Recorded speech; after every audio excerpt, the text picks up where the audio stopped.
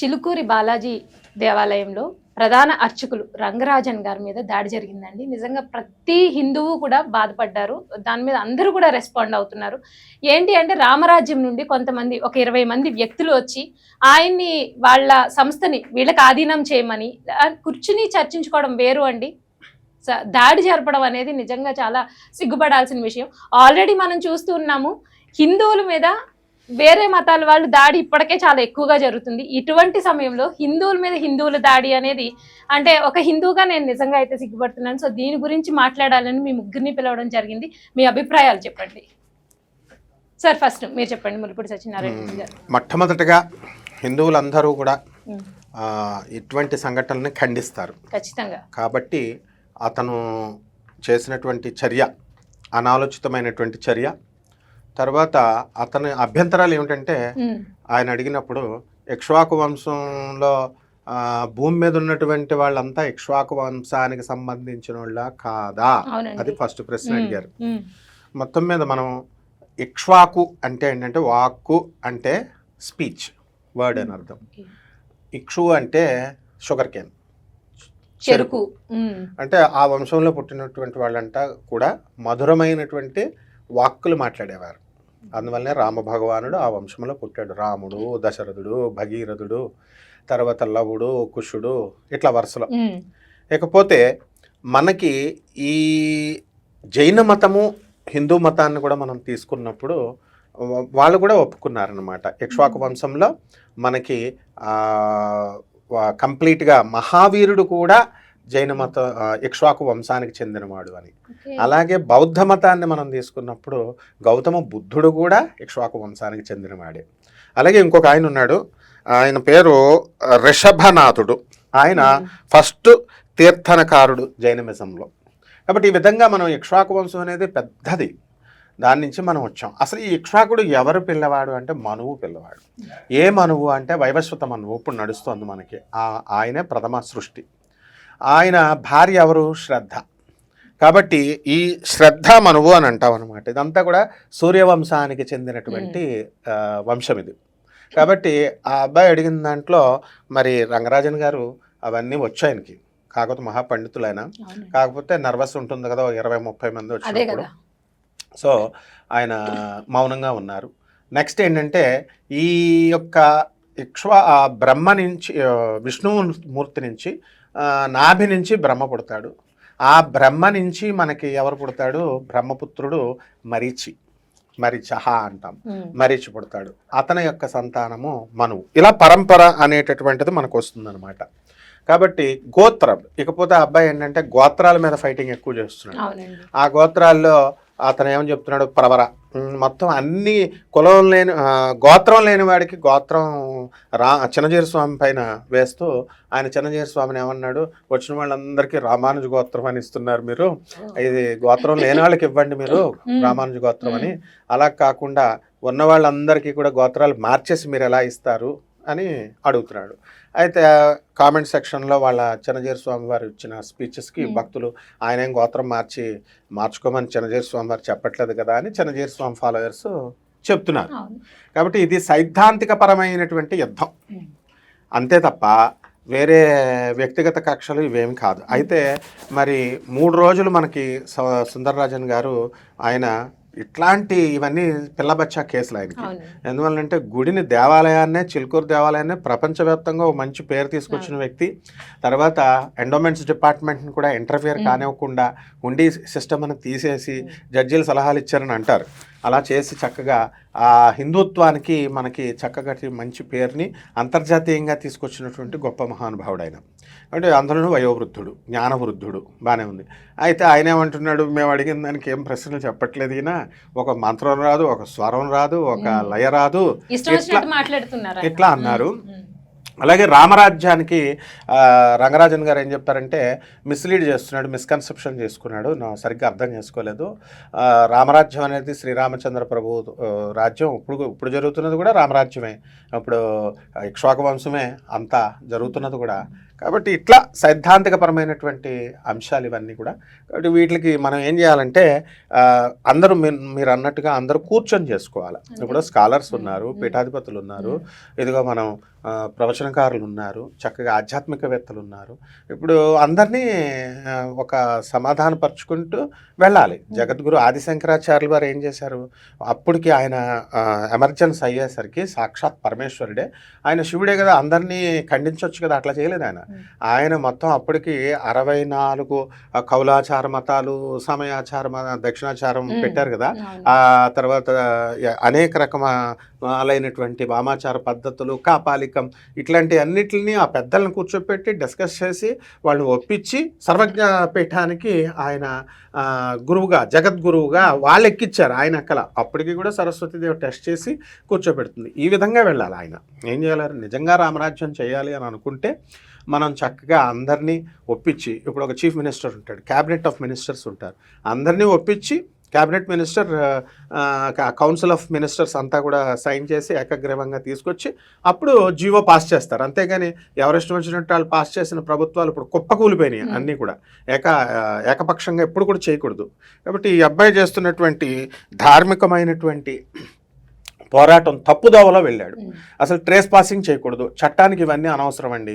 చట్టం నువ్వు అవతల వాళ్ళ ఇంటికి వెళ్ళావా లేదా, అంతే, మిమ్మల్ని తీసుకెళ్ళి మేము వేసేస్తాం జైల్లో, దట్స్ ఆల్, అంతే పోలీస్ డ్యూటీ. తర్వాత ఎంక్వైరీ ఉంటుంది, enquiry it's common. So law it will take its own action of course, దాన్ని చట్టపరంగా దాని ప్రకారం అది చేసుకుంటూ ఉంటుంది. కాబట్టి అతను వెళ్ళిన విధానము చాలా తప్పు. రెండవది ఏంటంటే ఆ వ్యక్తుల మీద దాడి చేయకూడదు. గురువుగారు అయినటువంటి చాగంటి కోటేశ్వరరావు గారి మీద కూడా అప్పట్లో ఈ యొక్క యాదవ సంఘాలు అందరూ వాళ్ళ ఇంటి మీదకి వెళితే ఆయన చక్కగా చెప్పారు, వాళ్ళు కూడా చాలా మర్యాదగా ప్రవర్తించారు వాళ్ళు. అలాగే విశ్వబ్రాహ్మణ సంఘాలకు మన గురువుగారు గరికపాటి నరసింహారావు గారి ఇంటికి కూడా వెళ్ళినప్పుడు వాళ్ళు కూడా చాలా గౌరవంగా అడిగారు, గురువుగారు కూడా గౌరవంగా సమాధానాలు ఇచ్చారు. ఏ పోలీస్ కేసులు లేవు. మరి ఇక్కడికి వచ్చేసరికి సౌందరరాజన్ ఒక పోరాట పటిమున్నటువంటి యోధుడు, ఆయన ఊరుకోడు, సెంట్రల్ గవర్నమెంట్ గడగడలాడించినటువంటి వ్యక్తి. కాబట్టి దేవాదాయ శాఖాన్ని అయితే ఆడుకున్నాడని చెప్పాలి మనం. సో అంతగా ఆన్ పార్ ప్యారలల్ గవర్నమెంట్ లాగా ఎండోమెంట్స్ డిపార్ట్మెంట్ ప్యారలల్గా చేసినట్టుగా పరిపాలించారు ఆయన. కాబట్టి అటువంటి ఆయన ఇలాంటి పిల్లబచ్చా కేసులను ఆయన పట్టించుకోడు. కాబట్టి చాలా డేర్గా వెళ్ళి పోలీస్ కేసు అనేది ఫైల్ చేయడం జరిగింది. ఈ రోజున కేటీఆర్ గారు వీళ్ళు అన్ని విపక్షాలన్నీ కూడా మద్దతు ప్రకటిస్తున్నాయి. కాబట్టి ఇలా జరుగుతూ ఉంటుంది. ఇది సైద్ధాంతికపరమైనటువంటి యుద్ధం అయి ఉండాలి, అంతేగాని వ్యక్తిగత దోషణలు, వ్యక్తిగత ద్వేషాలు చేయకూడదు. వాళ్ళు కూడా కొంచెం ర్యాష్గా ఉన్న సిద్ధాంతపరంగానే అడిగారు. చూద్దాం, మరి ఈ చట్ట పరిధిలోకి వచ్చేసారు కాబట్టి ఇక చట్టం దాని కోర్సు దాని పని చేసుకుంటూ ఉంటుందమ్మా. Right sir. ముఖ్యంగా రంగరాజన్ గారిని మనం వెళ్ళినప్పుడు చూస్తూ ఉంటామండి, చిలుకూరు బాలాజీ టెంపుల్. ప్రతి ఒక్కళ్ళం ఆ టెంపుల్తో అనుబంధం ఉన్నవాళ్ళమే మనందరం. వెళ్ళినప్పుడు చక్కగా పక్కన నుంచి అందరి చేత గోవిందనామాలు చెప్పిస్తూ ఉంటారు. అలాగే అసలు చెప్తూ ఉంటారు, మీరు హుండీలో డబ్బులు వేయాల్సిన అవసరం లేదు అని, అంటే అవేర్నెస్ తీసుకొస్తూ ఉంటారు భక్తుల్లో కూడా. సో అటువంటి పెద్దవాళ్ళ మీద దాడిని మీరు ఏ విధంగా ఖండిస్తారో చెప్పండి సుజలక్ష్మి గారు. ఇప్పుడు దాడి అనేది అక్కడ ఆల్రెడీ జరిగిపోయింది. ఇంకొకటి ఏంటంటే దీంట్లో ప్రధాన అర్చకులు ఆయన కూడా మనకి అసలు అర్చకుడు అంటే ఏమిటి, మనకి దేవుడికి మనకి మధ్యలో ఆయన ఒక వారధి, అవును కదా. సో అలాంటి వ్యక్తిని కింద కూర్చోబెట్టి, ఇప్పుడు అక్కడ ఏదైనా పక్కన పెట్టండి, ఇప్పుడు అతను సైన్యానికి జనాలు సైన్యం అని పేరు పెట్టుకున్నాడు. అతను కొంతమంది జనాలను పూజేసి ముందర బయట చూసి ఒక వ్యక్తిని చూసినప్పుడు చేతులు దండం పెట్టేలా ఉండాలి, బాబు నాయన వచ్చావని. ఆయన్ని కింద కూర్చోబెట్టి ఆయన చేతులు కట్టుకునేటట్టు కూర్చోబెట్టి, ఈ వ్యక్తి ఎవరైతే ఉన్నాడో వీరరామిరెడ్డి, ఆయన కుర్చీలో కూర్చుని కాళ్ళకి చెప్పులు వేసుకుని ఆ కాళ్ళవి ఆయనకి తగిలేటట్టు కూర్చున్నాడు. అవును, అది నిజంగా అది గౌరవమా? సరే, రామరాజ్యం సంస్థ అనే పేరుతో వచ్చాడు. నిజంగా రామరాజ్యంలో ఇలాంటివి జరుగుతాయా? ఇది వరకు జరిగే, మరి ఆయన రాజ్యంలో అలా ఉందా? పెద్దలంటే గౌరవం లేదా? ఆయన రాముడు ఎలా ఉండేవాడు? పెద్దలు ఏం చెప్తే, శాస్త్రం ఏం చెప్పింది, వేదం ఏం చెప్పింది, దాని ప్రకారం నడుచుకునేవాడు రాముడు. కాబట్టి అలాంటి రామరాజ్యానికి పేరు పెట్టుకుని ఆయన పేరులో కూడా వీరరాఘవ అని పేరుండి ఇలాంటి దాడులు చేయడం, అదిలో ఎవరి మీద, ఎవరికి అంటే నేను సహజంగా చెప్పేది ఏంటంటే, అలాంటి అర్చకులు, బ్రాహ్మణుడు, పురోహితులు, వేద పండితులు ఎవరికి కావాలని హాని కూడా చేయరండి. అవును, హాని చెయ్యరు. హాని చెయ్యని వ్యక్తులు నిజంగా వాళ్ళు, ఎందుకంటే నీ కోరిక ఏదైనా ఉన్నా కూడా నీ పొద్దున నీ కోరికను భగవంతుడికి వాళ్ళు చెప్తారు. అంతే కదా, వారిది కదా అవును. మనకి. అలాంటి వ్యక్తి మీద వీళ్ళు దాడులు చేయడం అనేది చాలా ఖండించాల్సిన విషయం. రెండు ఏమిటంటే ఇందాక సార్ చెప్పినట్టు వాళ్ళ ట్రస్ట్ కోసం, వాళ్ళు ఏర్పాటు చేసుకున్న ట్రస్ట్ కోసం నువ్వు గౌరవంగా వెళ్ళి అడగాలి. నాకు అవసరం ఉంది, లేదా నాకు ఆర్థిక సాయం కావాలి మీ నుంచి, ఇది వేరు. అంతేగాని ఒక చూస్తే ఎలా ఉందంటే ఒక రౌడీయిజంతో వెళ్ళినట్టుగా ఉంది. అలాగే రెండు కనిపిస్తుంది. వాళ్ళ డ్రెస్ కోడ్స్ కూడా నేనైతే చూశాను. డ్రెస్ కోడ్స్ ఏదో అనకూడదు కానీ విప్లవకారులు వేసుకున్నట్టుగా ఉండి పైన ఒక గంధం కలర్ మామూలుగా వేసుకుంటే రామరాజ్యం దానికి అయిపోతాడా? ఆయన రాముడు అయిపోతాడా? అవును. రాముడు ఎప్పుడైనా అలా మాట్లాడాడా? మనం చదువుకున్న పురాణాల్లో రాముడు అంత పెద్దలంటే గౌరవం లేకుండా ఉన్నాడా? ఏమా కదా. కాబట్టి అది ఖండించాల్సిన విషయం. అంటే ఇది మనకి చూడడానికి చిన్న విషయంలానే ఉంటుంది.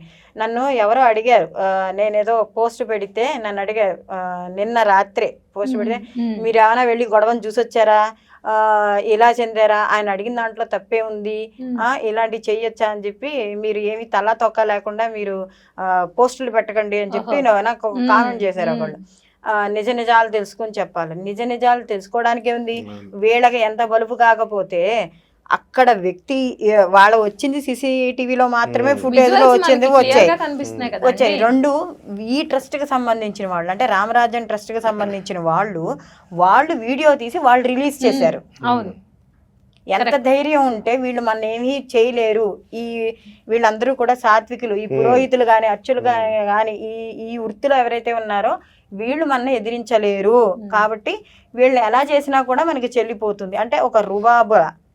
అవును. అంటే ఇప్పుడు చూడండి, మనకి సెకండ్ అంటే నిమిషంలో మనకి ఫేమ్ వచ్చేయాలి. మరి నిజంగా నువ్వు భగవంతుడి సేవ కోసమే లేదా దేని గురించో చేస్తున్న వాడు అయితే అడిగే పద్ధతి అది కాదు. ఏమా. రెండు ఇంకోటి ఏంటంటే నలుపు వస్త్రాలు ధరించి వచ్చారు. వాడు మాట్లాడిన మాటలు కానీ చేసిన అక్కడ చేష్టలు కానీ వీళ్ళు అనకూడదు కానీ అన్యమతస్థుల నుంచి ఏమైనా మార్పు చెందారా అన్నట్టుగా నాకైతే పర్సనల్గా అనిపించింది. కానీ డైరెక్ట్గా ఉండే హిందువు ఎవడు అలా ప్రవర్తించడు. రెండు, నీ రాముడు, నువ్వు పెట్టుకున్న రామరాజ్యంలో రాముడు వేరు, ఆయన పూజిస్తున్న వెంకటేశ్వర స్వామి వేరా? ఇద్దరు ఒకటి కాదా? చాలా మంచి ప్రశ్న. అవును, ఇద్దరు ఒకటేగా.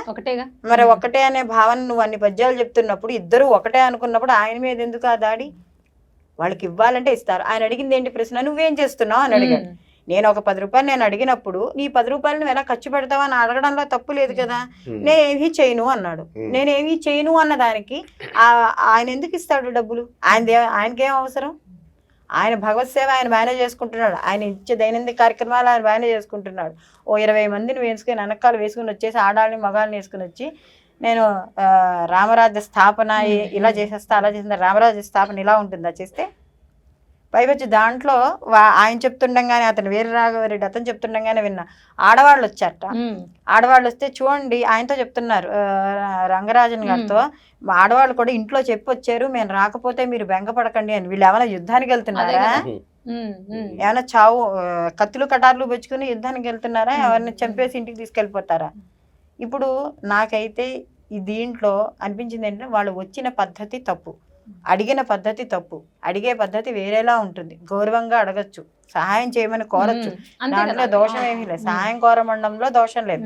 కానీ అడిగే పద్ధతి తప్పుగా ఉందమ్మా. దీన్ని ప్రతి హిందువు కూడా ఖండించాలి. లేకపోతే ఇదే అలవాటు అయిపోతుంది. చూడండి, ఒక 2 నెలల క్రితం, ఇంచుమించు 4 రోజుల క్రితం అంతే, ఒక పూజారి ప్రసాదం పెట్టాడు, బయట పిల్లలు ఆడుకుంటున్నారు. అవును. ఇప్పుడు మనం గుళ్ళలోకి వెళ్తాం. ఇది వరకు చిన్నప్పుడు, ఇప్పుడైతే పాషలు వచ్చాయి కానీ ఇది వరకు గుళ్ళోకి వెళ్తే ప్రసాదం కోసం చిన్నపిల్లలు గుళ్ళోకి వెళ్ళి ప్రసాదం పెడతారు అని చెప్పి, అవునా కదా? ఆ ఉద్దేశంతో ప్రసాదంగా మిగిలిందా ఆడుకుంటున్న పిల్లల కోసం పెట్టాడు. అది తీసుకెళ్లి వాళ్ళ నాన్న దగ్గరికి వెళ్ళాడు, పోని ఊరుకోవాలి. అంతేగాని వెళ్ళి కొట్టడం, నువ్వు తినకపోతే పక్కన పడే, నీకు నమ్మకం లేదు నువ్వు పక్కన పెట్టు, లేదా తినేవాళ్ళు ఎవరైనా నమ్మకం ఉన్న వాళ్ళకి పెట్టు, కానీ వెళ్ళి గుళ్ళు నా కొడుక్కి పెడతావా అని చెప్పి పెట్టారు. మరి ఇలాంటి వాళ్ళు అంతే కదా అండి. పిల్లలందరితో ఆ బాబు కూడా ఒకటి ఉన్నాడు కాబట్టి సామాన్యంగా పెట్టేస్తారు. 2 వెళ్ళి చెప్పాడు, వెళ్ళి ఇష్టం లేకపోతే పక్కన పెట్టు, దానికి పూజారిని ఎందుకు కొట్టడం? ఇది కాకుండా ఇంకో ఈరోజు పోస్టింగ్ దాంట్లోనే ఇంకోటి వచ్చింది. ఏంటి అంటే మీరు క్యాస్ట్ ని పాయింట్ అవుట్ చేయకండి అన్నారు. ఆయన పేరులోనే ఆయన క్యాస్ట్ ఉంది కానీ మాకు అవసరం లేదు కదమ్మా. ఎవరికి అవసరం ఉంది చెప్పిందరో? హిందుత్వము అంటే అందులో బ్రాహ్మణ, వైశ్యాస, రెడ్డ, రాజా ఇదేం ఉండదు. మొత్తం అంతా కలిపి హిందువులు మాత్రమే. అవునా? అక్కడ ఎవరు పర్టికులర్ గా వాళ్ళ క్యాస్ట్ ని ఎవరు ప్రశ్నించలేదు. ఆయన చేసిన పద్ధతి తప్పు, ఆయన వెళ్ళిన దారి తప్పు. ఆయన ఆయన చదువుకున్నవాడు, ఎందుకంటే ప్రపంచ విఖ్యాతి పొందింది మనకి చిలుకూరు బాలాజీ అంటే కదా. సో ఆయనకి వేసాల దేవుడు అని కూడా వేరే. సో ప్రతి వాళ్ళు వెళతారు అక్కడ, తీర్చుకుంటారు, ఆయన కోరికలు అలా తీరుస్తాడు. అలాంటి చదువుకున్న వ్యక్తిని పెద్దవాడిని గౌరవము ఇంగిత జ్ఞానం లేకుండా, నిజం చెప్పాలంటే మేము తిడితే మళ్ళీ మీరు వచ్చి తిట్టారు అని చెప్పి మా మీద పడతారు, కానీ నిజంగా సుంటలు వీళ్ళంతా. వెళ్ళిన 25 మందో 20 మందో ఎంతమంది అయితే వెళ్ళారో వాళ్ళందరికీ కూడా కనీస కర్టసి, ఒక అవతల పెద్ద మనిషితో మాట్లాడుతున్నామని కానీ ఏమీ లేకుండా దాడి చేయడం అనేది చాలా పొరపాటు. ఇప్పటికైనా వాళ్ళు ఆ పొరపాటుని వాళ్ళు తెలుసుకోవాలి, హిందువులు కూడా మేలుకోవాలి. పక్క మతాల్లో చూడండి, ఏదైనా చిన్న అంటే డబ్ డబ్ డబ్ వచ్చేస్తారు, మనందరినీ ఎగబడతారు. మన వాళ్ళు ఎందుకు ఏకం కావట్లా? భయం, పిరిగితనం. అవతల వాడు వచ్చి ఏం చేసేస్తాడో ఏం చెందేస్తాడో అని పిరిగితనం. నలుగురు కలిసి వెళ్ళండి, ఎవడేం పిగుతాడు? ఎవ్వరూ ఏం చేయలేరు. నేను అన్నది మనలో మనకి చైతన్యాన్ని రావాలి. రాకపోతే ఇలాంటి దాడులు కాదు, ఇప్పుడు పురోహితులు మీద రేపేళ్లలోకి దాడి చేస్తారు. ఇదే అలవాటు అయింది అనుకోమ్మా, రేపేళ్లలోకి వస్తారు. ఒకరిని చూసి, ఇప్పుడున్న రోజుల్లో ఏంటంటే ఒకరిని చూసి ఒకరికి ఫ్యాషన్ అయింది, చెడు నేర్చుకోవడం. అది కూడా అదే చెడు నేర్చుకోవడం. అదొక అంటే ఏంటంటే మనం చూసేటప్పటికి అబ్బా మనం చూసే భయపడుతున్నారు, ఆ గజగజ వణికిపోతున్నారు ఇలా అనుకుంటే అదొక పెద్ద గొప్ప. కాబట్టి దీన్ని ఆయన మీద దాడి అనేది చాలా బాధాకరం. నిజం చెప్పుకోవాలి, ప్రతి హిందువు కూడా ఎవరికైనా కాస్త థాట్, మన భగవంతుడు ప్రతి వాడికి విచక్షణ జ్ఞానం ఇచ్చాడు, లేకుండా ఏమీ లేదు. ఆ విచక్షణ జ్ఞానం మనకుంటే ప్రతి వాడు కూడా దీని మీద స్పందించాలి. స్పందించినప్పుడే ఇది వీడు హిందువు వ్యతిరేకి, నేనైతే ఖచ్చితంగా చెప్తున్నాను, నిజమైన హిందువు కాదు, హిందువు వ్యతిరేకి. అంటే ఎలా ఉంటుందంటే ఒక ఫేమ్ వచ్చే వరకు ఒకలా ఉంటుందమ్మా, అంటే వాళ్ళు బయట నలుగురు తెలిసే వరకు ఒకలా ప్రవర్తిస్తారు. సరే నలుగురు వీడు చేసే పనులు మంచి పనులు, అబ్బా ఇది బాగా చేస్తున్నాడు అనుకునేటప్పటికి అసలు రూపం బయటపడుతుంది. ఆ అసలు రూపమే నిన్న బయటపడిన వంకర బుద్ధి. తర్వాత గోత్రాల గురించి అడుగుతున్నారు కదా, గోత్రాలు అనేది మహా సముద్రం. అది ఉదాహరణకి శివుడికి పార్వతికి పెళ్లి చేసేటప్పుడు పంతులు గారు అడుగుతారు శివుడిని, మీ గోత్రం ఏమిటి స్వామి అని. నవ్వుతాడు శివుడు, ఓం అనేది నా గోత్రము అంటాడు. అంటే అన్ని గోత్రాలు. అలాగే ఈ యొక్క ఇక్ష్వాకు వంశానికి కాశ్యప గోత్రం, ఎందుకనంటే కశ్యప మహర్షి, అదితి వీళ్ళు పెళ్లి చేసుకున్నారు, వచ్చారు. అన్ని గోత్రాలు వస్తాయి. మరి ఆయన ఏంటో క్షాత్ర ధర్మం, మీ దాంట్లో ఉన్న వాళ్ళలో క్షాత్ర ధర్మం ఏమిటి, ఎంతమంది గోత్రాలు ఏదో అడుగుతున్నాడు అన్నట్లు. మీ దాంట్లో ఎంతమంది పూజారులు, వాళ్ళ సంగతి మాకు తెలీదా? ఎవరి అంటే ఒక బెదిరింపు చర్య. ఒక అంటే చూడండి, ఒకసారి మనిషిని భయపెట్టేసామనుకో డౌన్ అయిపోతాడు. అది అంతమందిని చూసేటప్పుడు సహజంగా నర్వస్ అనేది వస్తుంది సహజంగాను. అందులో వాళ్ళ వేషధారణ కానీ వాళ్ళు వచ్చే పద్ధతి కానీ, ఆయన దగ్గర కూర్చొని మీ రాముడు అంత తెల్లగా లేనంటే ఇంకా నువ్వు మీ రాముడు అని ఆయన దగ్గర సంబంధించినప్పుడు మరి నువ్వు పెట్టుకున్నది ఆ రాముడు పేరే కదా. మరి అంటే నీ దగ్గర ఉన్న రాముడు వేరు, ఆయన దగ్గర ఉన్న రాముడు వేరు, నా దగ్గర ఉన్న రాముడు వేరా? అదే కదా, రాముడు ఎవరికైనా ఒకటే కదా రాముడు. అలా ఉందమ్మా. కాబట్టి దీన్ని తప్పకుండా అందరం ఖండించాలి. ఖండించకపోతే ఇదే జనాల్లోకి వెళ్ళడం అలవాటు అయిపోతుంది. సిద్ధాంతాల పరంగా చర్చ వేరండి, వ్యక్తిగత దాడులు వేరు. ఇప్పుడు జరిగింది వ్యక్తిగత దాడి. అలాగే రామరాజ్యం అని పేరు పెట్టుకున్న వాళ్ళు రౌడీ రాజ్యంగా చేశారు అని చెప్పొచ్చు. దీని మీద మీ అభిప్రాయం చెప్పండి. చాలా చక్కటి అంశము. అలాగే దీనిపైన ప్రతి ఒక్క హిందువు, అలాగే ప్రతి ఒక్క హిందూ సంఘాలు కూడా స్పందించాల్సినటువంటి సమయం. అయితే ఇది సబ్జెక్ట్లోకి వెళ్లే ముందు ఏంటంటే, రామరాజ్యం అనేటువంటి రఘువీరారెడ్డి అనేటువంటి ఒక సంస్థ పెట్టుకొని ఈరోజు చిలుకూరు బాలాజీ స్వామి వారు అయినటువంటి సిఎస్ రంగరాజన్ స్వామి వారి దగ్గరికి వెళ్ళేసి చేసినటువంటి దాడిని, అలాగే ఈరోజు మా సంస్థ శ్రీరామరాజ్యం హిందుత్వ చైతన్య వేదిక ట్రస్ట్ అనేటువంటి రామరాజ్యానికి శ్రీరామరాజ్యం హిందుత్వ చైతన్య వేదిక ట్రస్ట్ కి ఏ సంబంధము కూడా లేదు. శ్రీరామరాజ్యం హిందుత్వ చైతన్య వేదిక ట్రస్ట్ వ్యవస్థాపక అధ్యక్షులు అంబావతుల అండకొండ రాముడు మాత్రమే. మాకు ఎటువంటి సంస్థలు లేవు. ఈ సంస్థ వచ్చేసి ఎవరికి కూడా మేము ఇలాంటి పేరు గల వారికి మేము ఇవ్వలేదు, మాకు ఎటువంటి సంబంధం కూడా లేదనేటువంటి మళ్ళీ నేను మీడియా ముఖంగా చెప్తున్నాను. అలాగే నిన్నటి నుంచి కూడా చాలా మంది నాకు కూడా కాల్ చేశారు, ఏంటి అండకుండా ఇలా చేశారు రామరాజ్యం అనేది. మాది రామరాజ్యం, శ్రీరామరాజ్యం. ఏదైతే ఆ రాముడు కోరుకున్నటువంటి ఈ అఖండ భారతదేశంలో మనం ఏదైతే రామరాజ్యం కావాలనుకున్నాం, శ్రీరామరాజ్యం కావాలనుకున్నామో, ఆయన వేదవాక్కు అనేటువంటి ఆ రాజ్యం కొరకు పనిచేసినటువంటి సంస్థ శ్రీరామరాజ్య హిందుత్వ చైతన్య వేదిక ట్రస్ట్.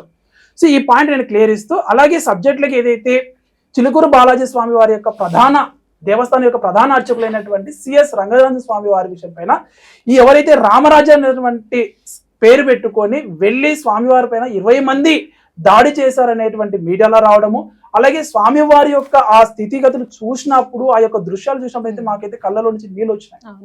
ఫస్ట్ ఇది చాలా బాధాకరమైన విషయము, చాలా ఖండించదగ్గ విషయము కూడా.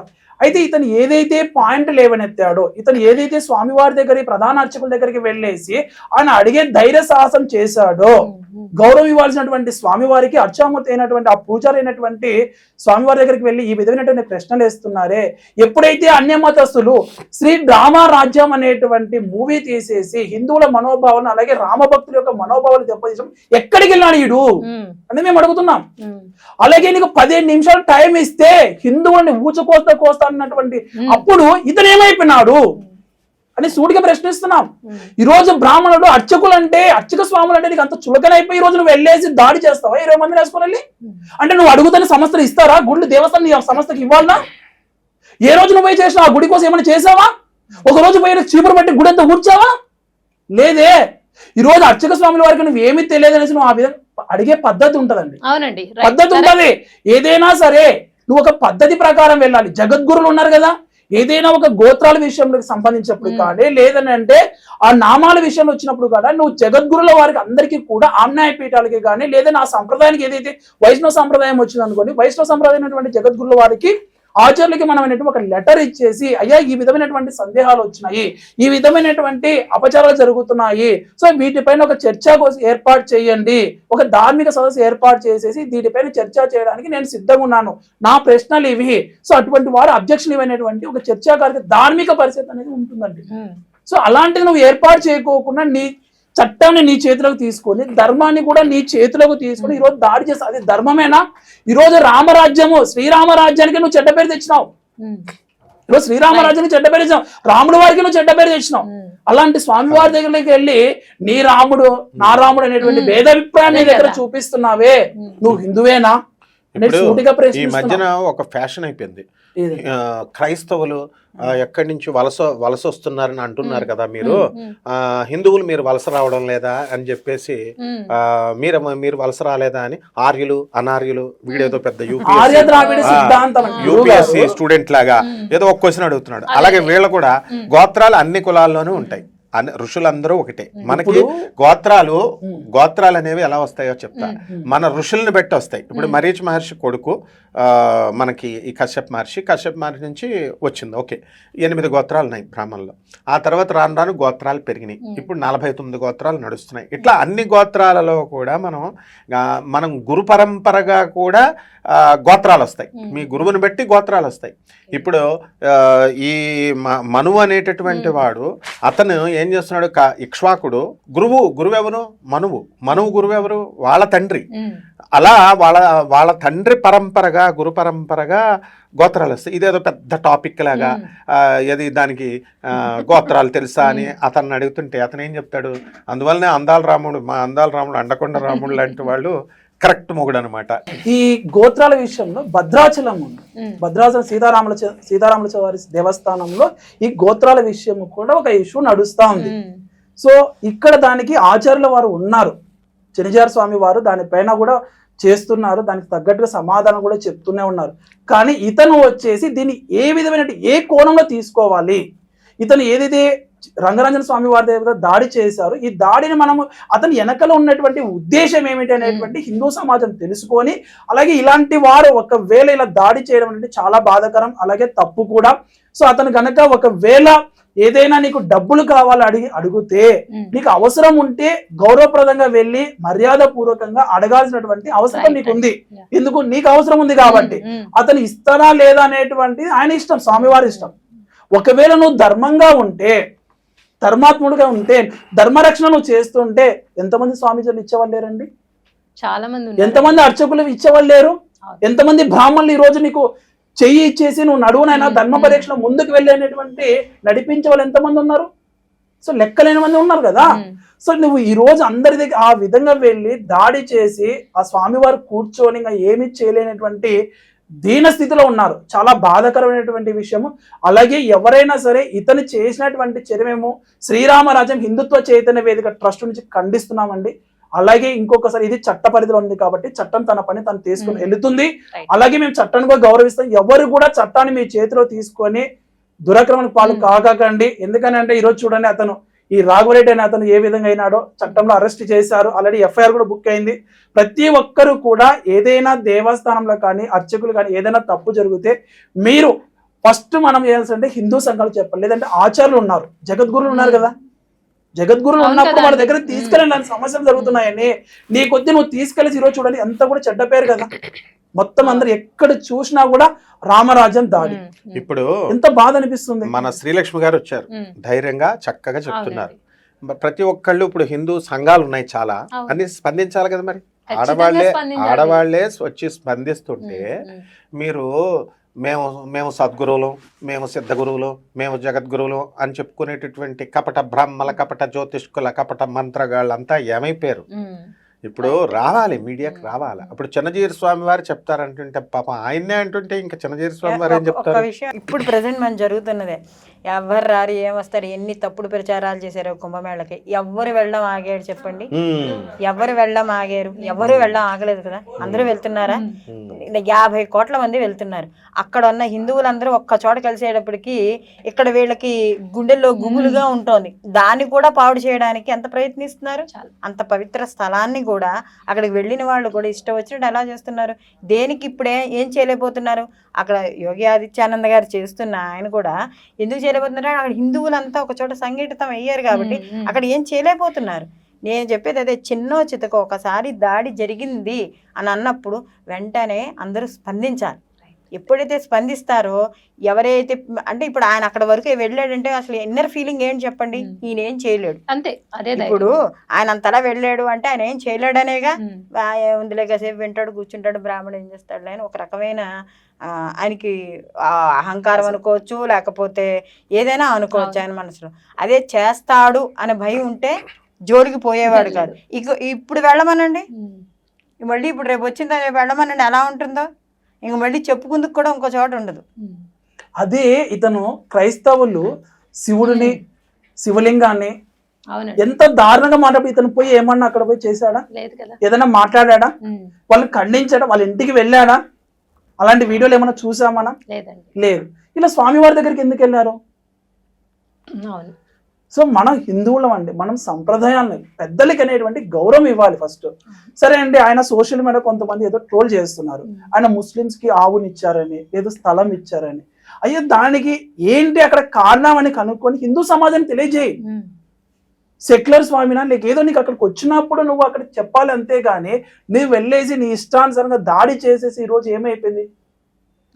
ఇవన్నీ కూడా అసత్యాలు అనేది తీసుకొని వెళ్ళేసి నువ్వు ఏదో నీ చేతిలో తీసుకొని ఒక ఆ డ్రెస్ కోడ్ కానీ అదేమన్నా నక్సలైట్లా అంటే రేపటి రోజున చూడండి, హిందువులు అంటే ఈ విధమైనటువంటి దాడి వాళ్ళే కొట్టుకొని చేస్తున్నారని బయట మతస్థులకి మనం లోకవమా? అంతే కదా, ఖచ్చితంగా లోకవుతాం. సో కాబట్టి ఏదైనా సరే మనం మన ఇంట్లో సమస్య అయినప్పుడు మన అందరం కూడా పెద్దలందరూ కూర్చోబెట్టి మాట్లాడే ప్రయత్నం చేద్దాం.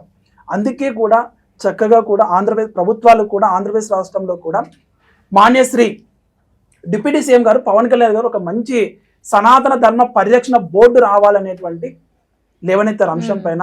మనకు కూడా మంచి ప్రభుత్వం కూడా ఉంది పెద్దల పైన కూడా. సో కాబట్టి ఏంటంటే ఇలాంటి సమస్యలు మళ్ళీ పునరావృతం కాకుండా ఉండడానికి సనాతన ధర్మ పరిరక్షణ బోర్డు ఏర్పాటైతే మనం ఒక బోర్డుకు అనేటువంటి మనం రిక్వెస్ట్ పెట్టి కంప్లైంట్ అనేది రేజ్ చేసినప్పుడు ఇట్లాంటి అనేటువంటి సమస్యలు అనేటువంటి బయటికి రాకోకుండా ఒక సమస్యకి పరిష్కారం దొరికే మార్గంగా ఉంటుంది. అలాగే ఇలాంటి వారు ఇంకొకరు ఎవరైనా సరే ఇతను చూసేసి ఇంకొకరు ఎవరు కూడా తయారవ్వకండి.